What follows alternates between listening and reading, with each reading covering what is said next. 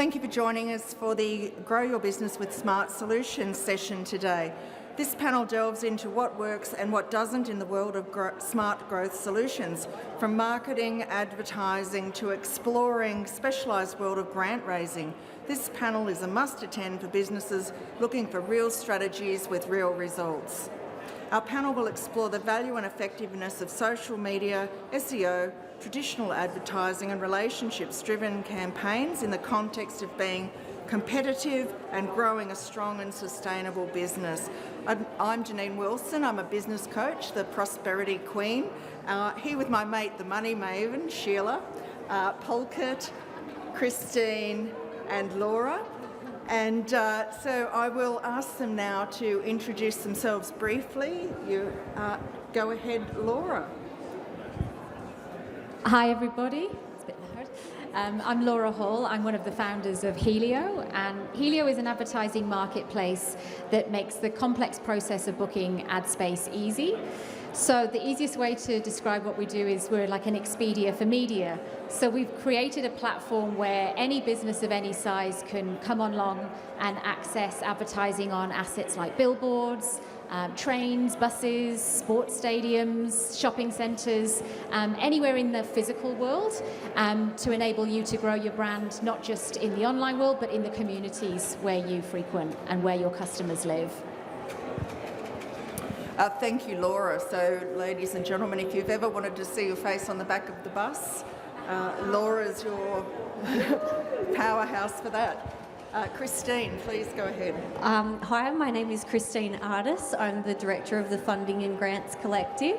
I help small, medium, non-for-profit, any sort of business really, find grants and get grant ready. So there's a grant out there for anyone at any given time. I actually saw one yesterday from Petstock that are giving away $50,000 as a grant to help pets. So that gives you a really, there's grants out there for everyone. So we just try and help businesses get prepared, understand what they need document-wise, and obviously apply for grants if they don't want to do that process themselves.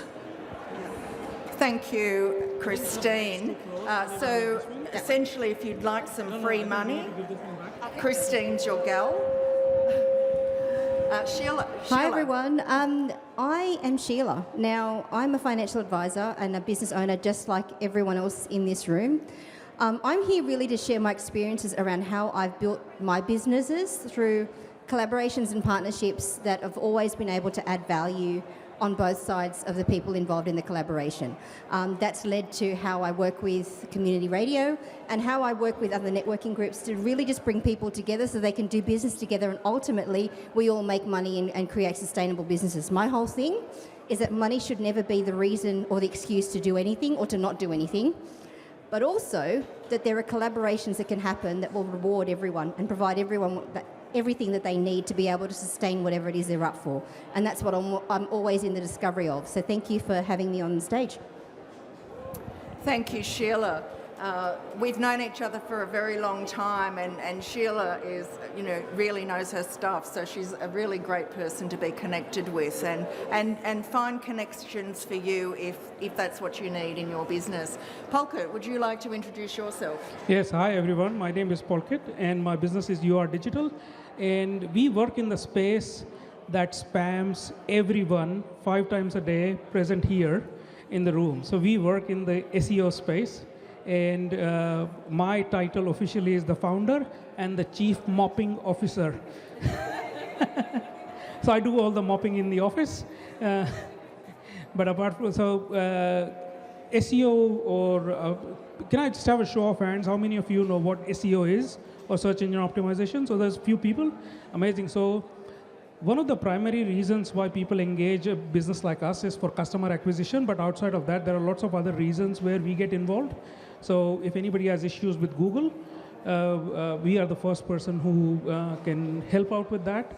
And for us, we are actually pretty straightforward. We don't distinguish in between our customers. Anybody who can afford us, we work with them, plain and simple. If you can afford us, we'll work with you as long as there's no conflict of interest. So that's us. Yep, and yeah, that's what we do, and that's what we help. Who we help. Thank you, Pulkit. So if you don't understand the information superhighway or how to attract people into your business, it sounds like Pulkit might be your guy when he's not mopping the floor. I think that's what he said. Okay, so look, we'd really, as a group, like to open the floor up to questions. There's a lot of business brain power in this room, so if you have any burning questions, we would love you to ask them. What I'll do first, though, is I'd love to kick off with the first question, and then we'll come to the floor once you've had a minute to think of what it is that's burning for you, and any gaps in anything that's been discussed in earlier panel sessions, I'll open the floor up. So let's start with Sheila. What's your mapping for business growth? How have you built your business and been successful over many, many years? Sorry, just one many. I think for me, it's getting really clear on who I want to serve and the client that I want to look after. And then finding ways to provide for that client what they need based on what I provide, which is financial advice, but also what else do they need? And if I want to, for example, serve a business owner, that's my client base. They're the people I really want to help out because I don't want them to age poor and even live poor. I want them to, you think about all the risks that we take as business owners, right? So all the risks that we take have to be rewarded somehow, and we have to make sure that we're running really financially sustainable businesses, but that we're also making enough money to be able to profit at the end of it. So how do we do that? Well, first of all, we need to be able to get our handle on how we're going to grow and scale our businesses. What teams do we need? What marketing support do we need? What financial support do we need? Who are the people that we need to have around us to grow a sustainable business? We almost need to have a tribe of people around us. And that's where I've always built the businesses, through networking and connection. So in a room like this, I love rooms like this because I've got a stand, and I'm here with SWA as well, but before I even stepped into this room, I'd already received a return on my investment because I was able to meet and connect with the people in this room who I know can either help me serve my clients, or I can provide them with something that they would need as well. So I'm always looking for those connections of where I can add value and where I can also deliver value. Brilliant. Thank you, Sheila. Is there a question from the floor, or shall I kick on? Just raise your hand. I'll try and paraphrase your question. Yeah, grants, yes. So just with the grants, which is easier, to get a grant as a non-for-profit or a grant as a business, private business? So we have a question about grants. Yeah. Yes. So the grant was, which is it easier for non-for-profits or businesses? It's actually not, it's on par really, because it depends on your project and what, or the program that you're trying to achieve. So there are a lot more funding or grant opportunities for non-for-profits. However, it just depends on your project. So is it is it filling a gap in the community need, or is it something that you want to try and make a profit from your business? But there are definitely grants out there for both. But if you were saying, yeah, there's more grants or opportunities, I guess you would say, for the non-for-profits or charity organisations. Yeah. Thank you, Chistine. So while you have the microphone in your hand, what would be your top 3 tips when going for a grant? So the top 3 tips: read the guidelines. Yes. So I personally have done it myself, where you see a grant, yes, it's perfect, it's ticking all the boxes. I go and get my letters of support. I, align it to my strategies. I'm doing everything right. And then as I'm filling in the online application, I've realised I'm not eligible. And I've just wasted a week's worth of work. All right? So the first step is read the guidelines. You may read those guidelines 5 times. A lot of, especially state government and federal government, their guidelines are a bit of a copy and paste sometimes, so you'll get used to the guidelines, but the guidelines are key. The second piece is answer the question based on that question.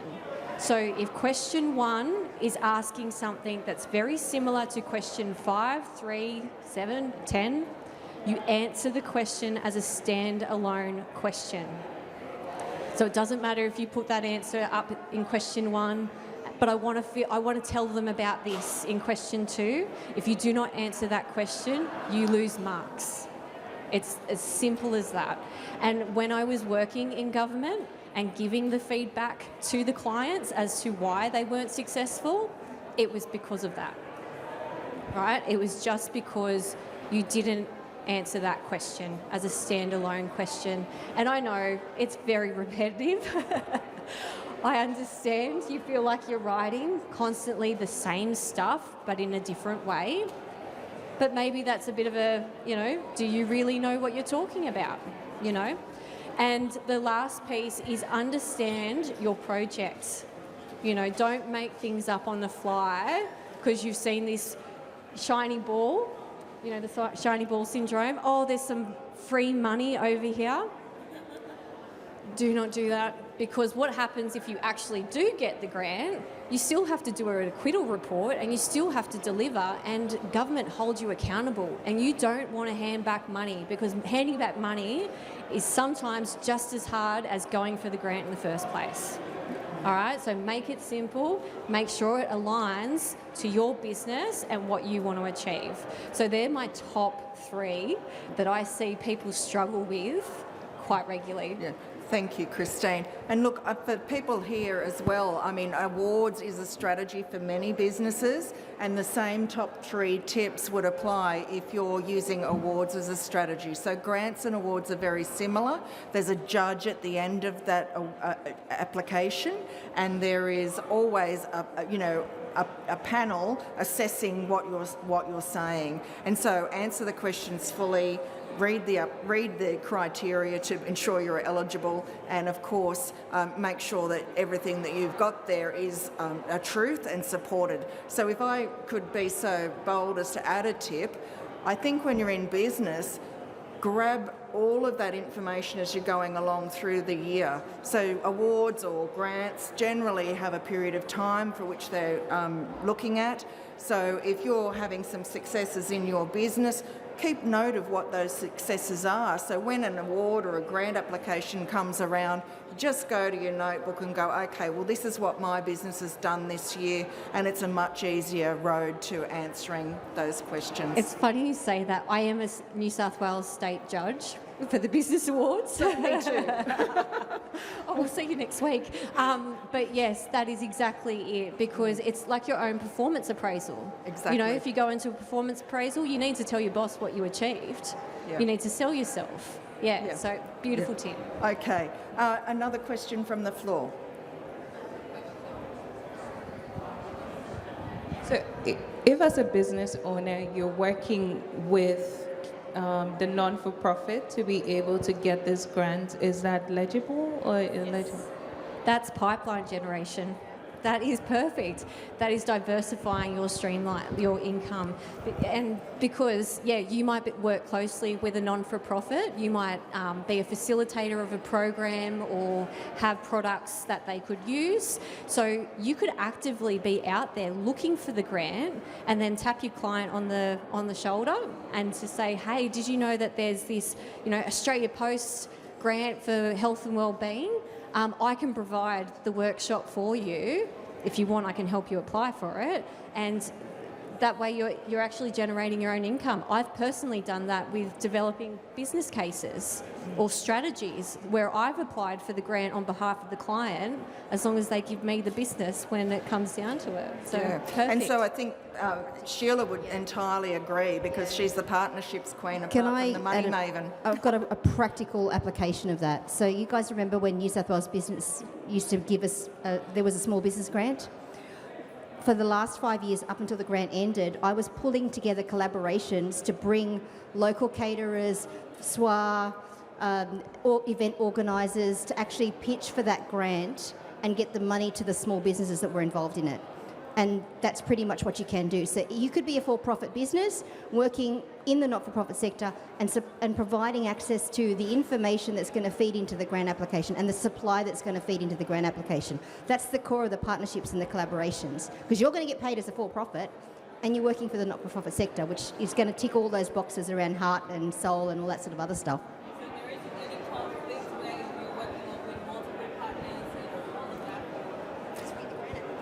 Read the the question was, guidelines. is there a conflict? Yeah, read the guidelines. But yeah, the lead applicant, as long as they're eligible and everything, it doesn't matter. Yep. Thank you. Any further question from the floor? Don't be shy. Lots of business brains here.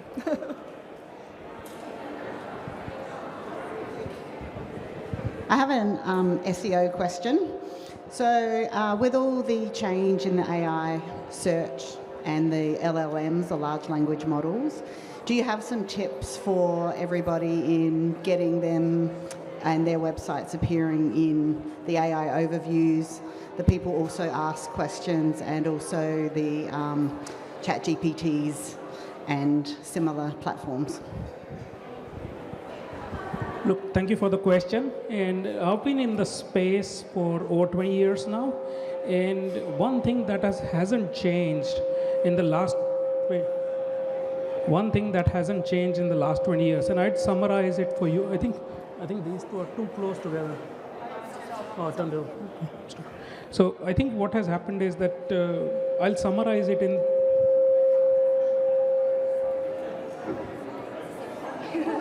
Where's the sound guy? Yes, I'll summarize it in 3 simple points for you. So if you focus on those 3 points, you don't need to worry about AI overviews or AI mode or chat GPT or any other platform. And they are my favorite tips and in the order of importance. So the first one is always focus on your customer. So that's the first tip. Always focus on your customer. The second one is Google is not your customer. That's a very important one. And the third one is the most important of all, which is keep it simple, stupid. Now, what people don't want is, I could go on, keep talking about jargons and AIO and GEO and ChatGPT and query fan out, RAG, and all of those things. Customers they don't understand all of these things. Make it simple. And who are you actually selling to? Identifying your ideal customer and understanding the language that they speak to. Like, we work with a lot of clients who are non-SEO based businesses, so they don't understand all of these things. So we ask them, what do you actually want? Who are you actually selling to? What is the actual product that you are selling? Now, one of the other things with AI overviews, and I've got some really strong views when it comes to AI, so especially small businesses should be really worried about it, is and this is something that we've seen over the years more and more, is they don't, be it Google or ChatGPT, OpenAI or Perplexity or Bing, they're taking up more and more pixels in the search space. So they don't actually want to send the clicks out. So your top of the funnel content, I think George was talking about it earlier, tofu content or top of the funnel content, it's going to be impacted massively. And if I was to give you an example, and this is again one of my favorite examples of why small businesses or any business should be worried about top of the funnel content is, say if I bought this chair from IKEA, and previously last year before OpenAI became mainstream or ChatGPT became mainstream, and if I took it home and I didn't like it, I would do a search for IKEA returns policy. But today, what people are doing is, oh, hey, I bought this chair from IKEA, last week, can I return it? So what that does, so AI is doing all the work and giving you an answer yes or no, and people are going by that answer. So what happens is that IKEA lost a click. And when they lost a click, that means they lost an opportunity to upsell them other things. And if you've been to an IKEA, so that's something that you need, businesses should be worried about. We haven't seen much of that in middle of the funnel and bottom of the funnel, but top of the funnel is definitely getting affected, and the CTR is going down definitely. So I hope that answers your question. Thank you, Pulkit. So again, I'm going to jump in and ask you a follow-up question to that. should business people be worried if they're not found on ChatGPT and other AI? I mean, I have done this myself. I've gone to ChatGPT and said, tell me about Janine Wilson. What's she about? What does she do? What's her values? So should businesses and business people who are looking to grow their business be worrying about that at this stage, Pulkit? I think it's a bit premature, to be honest with you, but I think we are going at we are reaching a stage, and I honestly don't know the answer to that question, and that is the reason why, because at the moment people are trusting what AI is throwing at them, but eventually what happens is when people get mature with AI, what the trust level is going to be, that's going to be a bit different. But right now, if they're looking for a service portfolio, yes, people are using it, and we've got clients who this is the stuff we got from AI and all of that stuff. And yes, so the short answer is yes. The long answer is I don't know how people are going to be accepting AI 2 years down the line. Yeah. Okay. Thank you, Pulkit. So I'm going to throw over to Laura now. You're a lady who's been in advertising for more than 20 years, and I just told Laura earlier today when we caught up that I was driving down the road the other day and saw one of my young associates from about 10 years ago with his picture on the back of the bus, and I kind of went, why didn't I think of that? So, not that I'd ever want my picture on the back of the bus, but so Laura, tell me, should people be considering outdoor, and why? What's the story there? Absolutely. So, this is working. Out-of-home advertising is something typically that small to medium-sized businesses have sort of not indulged in, because you see a Disney or a Mazda or a Honda on a billboard and you automatically assume that you can't afford to be up on that bus or billboard or whatever that might be, or you see somebody around a stadium, at a core stadium, at a Rabbitohs match. But the reality is actually something quite different. Out-of-home advertising is actually far more affordable that businesses realise, but because it's always been so guarded behind a gatekeeper, a salesperson, not knowing where to go to get the information, it's always just been a perception problem that, well, if so-and-so's up on there, then of course there's no way that I could afford to be on there. So that's why we've built Helio, the platform, to democratise media so that any business of any size can come and access opportunities right where they need them. So as a small business, typically you'll be wanting to reach your community, your customers in a particular geographical location often. So you might want to, let's say you're a business in Blacktown and you want to reach as many people around that region, then you want to be on the back of the bus, like Janine said, or on that local billboard down by Great Western Highway. And what about the GP surgery where, all the families are coming through to, then the veterinary clinic, and then the shopping centre down the road. So it's really important to make sure that when people actually put the phones away, which I know we spend so much time on our phones, but we do eventually tuck them away to get in the car to drive to wherever we're going, or close the laptop at the end of a busy day. If you're actually then out in the real world, as we like to call it now, where when you're actually doing something fun, whether it be going to the cinema or doing your shopping at the end of the day and picking up that nice meal or bottle of wine, that when you're on that journey, that people are actually seeing you as well, so that when you do settle back down on the sofa at night and then your ad pops back up because you'll be there in the online world, they'll say, oh, actually, I remember seeing that on the way into Coles earlier, or wasn't that on the highway when I was driving past? So it really builds that trust and credibility and positions you alongside other brands, bigger brands as well, which tells your customers, well, if you're up there advertising with the Coles of the world and the whoever it might be, then you must be a big business, you must be a legitimate business, and therefore, that brand, that repetition as well of out of home, which is great, might be the bus coming past every day on your commute or, every few days. It just helps with the touch points that George was talking about earlier with attention experts, that, you have to be seen over and over again. And then when the time comes to buy your product or your service, then you're going to be that first brand that springs to mind. Thank you, So Laura. Janine, can I ask a question of Laura then? So there's a lot of businesses here that are sort of hyper-local. Like I'm looking at my aunties, my new besties over there.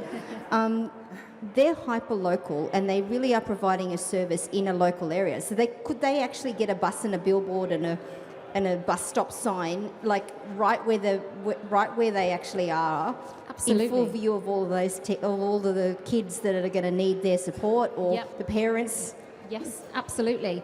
So there's always, and especially the great thing about out-of-home advertising now is that gone are the days where it's just a static billboard or something that you have to pay to print and you have to be there for a certain amount of time.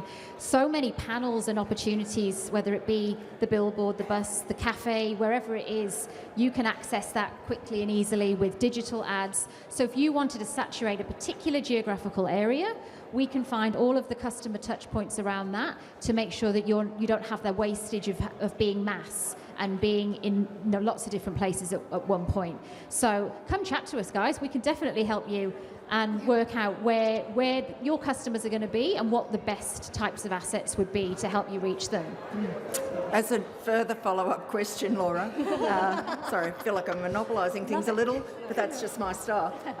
What about startup businesses? I mean, yes, we always think, I was driving down the highway the other day, and on the side of the new private hospital there's a pretty big billboard, electric, and there's my local business lady owner of the security company on the side of the private hospital, and I'm going, oh, okay. So what about startups? What about, those sorts of businesses? Is it affordable and doable for them? Yeah. Or what point is it? And I'm glad you've mentioned that. For startups, it's great as well. I mean, for our Helio journey, we actually started off in the Sydney Startup Hub in the city. So we used to sit with all of the great founders more in the sort of tech space that were building great products and services, and quite often they would go and buy a billboard ad or a bus ad and actually stand on York Street in the city, because that's where all the buses would come in over the bridge, and they'd be stood there with their cameras waiting to get that photograph of them up on a double-decker or on the back of a bus or whatever it might be, and then they would share that across all their socials on LinkedIn and everywhere. And it's such a great medium now, because it isn't just about out of home. It does push through social networks as well, and you use that to amplify your message and again help people once they might have driven down the road and seen you, then they see you on those as well. But it's a great platform for a new business to actually, depending on what your product and service is, of course, you've got to make sure it's the right fit for you and the right placement,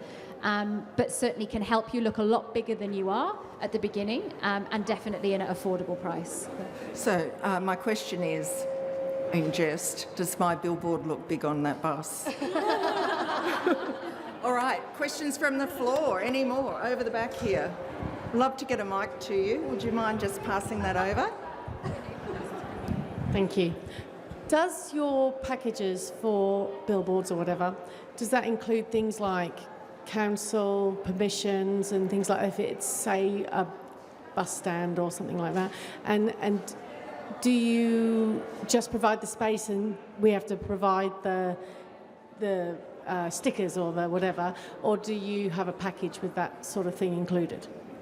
So most of the advertising packages, unless you're doing something of a roaming nature, typically there's no sort of permits that are required for that, because they are assets that are already there. We act as like the intermediary, so typically you'd provide that creative yourself. So if you buy the billboard, you'll send, which is really simple, it's a JPEG image, and if you've got your own designers that can do that, you just literally send that through. But quite a lot of our media partners that are advertising these packages will actually offer that service too if you need help with it. So certainly our bus providers have a service to, if you do need that additional help, that they'll do that with you, or they'll offer feedback on something that you might put together. Especially because buses have a specific sort of size you have to no, go around the wheels. It's fairly standard that most media partners will help with that. And if they don't do it themselves, they'll be able to recommend somebody to do that for you.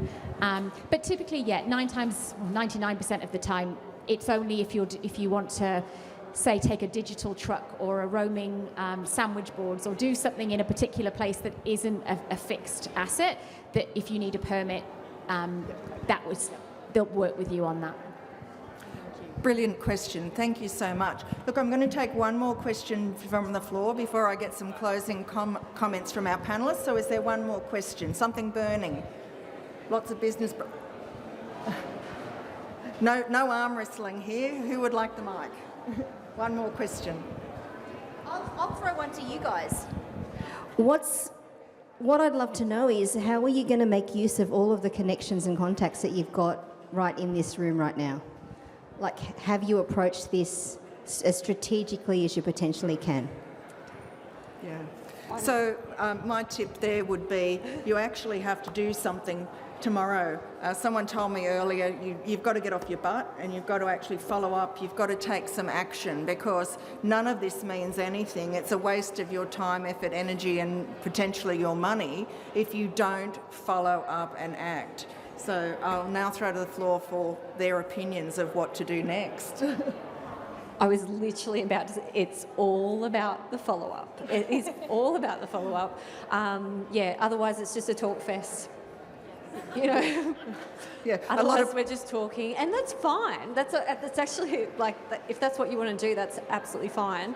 But you know, it's having that targeted. So I know I've got a list. I've been creating a list today, and I might not get to my entire list in the next 24 hours, but over the next week or so, I'll be, hitting that list or, just saying, hey, making connections on LinkedIn, and yeah, if you can, I'll be chasing up the organisers saying, hey, can I get a list of all the exhibitors today that I didn't get to see and I didn't get to chat about, those sort of things. So yeah. Follow